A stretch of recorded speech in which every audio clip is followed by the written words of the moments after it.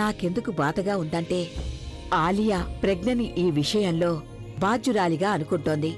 నాకొక విషయం అర్థం కావడం లేదక్కా. ప్రజ్ఞ ఈ ఫ్యామిలీ కోసం ఎంతో చేసింది కదా, కానీ ఈ రోజు అసలు ఏం జరిగిందని ఆలియా ఇలా... అపోహ. ఇక ఆ అపోహ నేను ఎప్పటికీ కూడా పెద్దది కానివ్వను. ఒప్పుకుంటాను, ఆలియాకి చాలా అన్యాయం జరిగిపోయింది.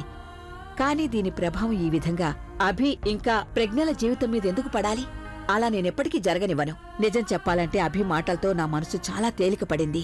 కానీ ఆలియా గురించైతే నీకు తెలుసు కదా, తనొక్కసారి ఎవరైనా ద్వేషించిందంటే తను జీవితాంతం వాళ్ళని వేధిస్తూనే ఉంటుంది. కాని నేను ఈ ఒక్క అపోహ కారణంగా నా కుటుంబంలోని బంధాల మధ్య ఎలాంటి విభేదాలు రానివ్వను.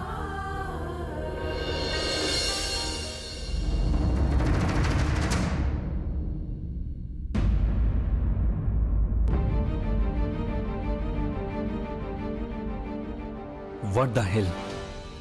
లైఫ్లో ఇంత హెల్ప్లెస్గా నేనెప్పుడూ లేను.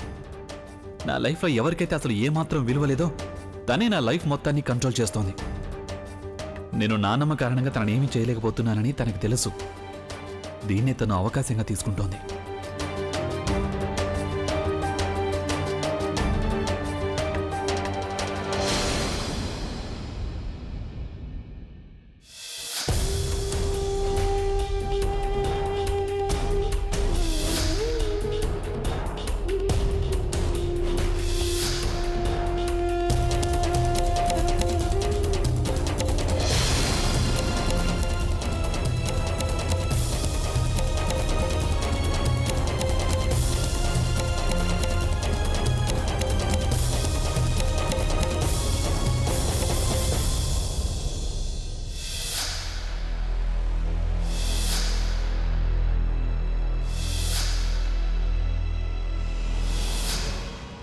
ఇది ఆలోచించే టైం కాదు.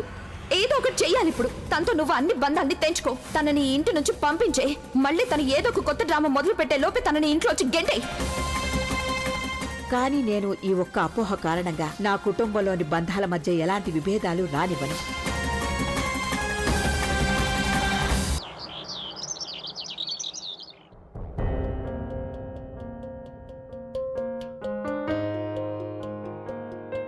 ప్రవీణ్ ఎక్కడని మమ్మల్ని అడుగుతున్నావా? నువ్వే చెప్పాలి మాకు ప్రవీణ్ ఎక్కడున్నాడు.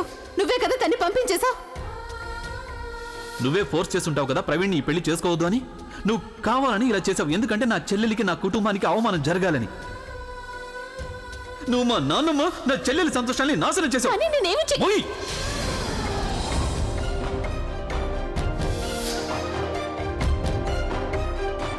ప్రజ్ఞ ప్రవీణ్ పారిపోవడానికి నువ్వు తనకి సాయం చేసావని ఆలియా నిన్నెందుకంది?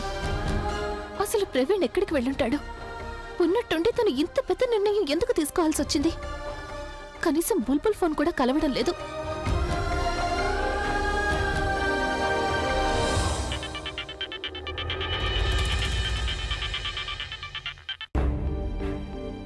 హలో అక్క. బుల్బుల్ ఎక్కడున్నావు నువ్వు? రాత్రి నుండి నీకు ట్రై చేస్తున్నాను. ఏమైపోయావు అసలు? అక్క, నేను నా ఫ్రెండ్ ని కలవడానికి పూణే వచ్చాను. నా ఫోన్ స్విచ్ ఆఫ్ అయిపోయింది, అందుకే నీకు లైన్ కలిసి ఉండదు. సరే, కానీ నువ్వెందుకు టెన్షన్ పడుతున్నా? ఇవన్నీ తర్వాత ముందు నువ్వు నాకు చెప్పు. ప్రవీణ్ నీతో ఏమైనా మాట్లాడా? ప్రవీణా? నిన్న తనకి పెళ్లి.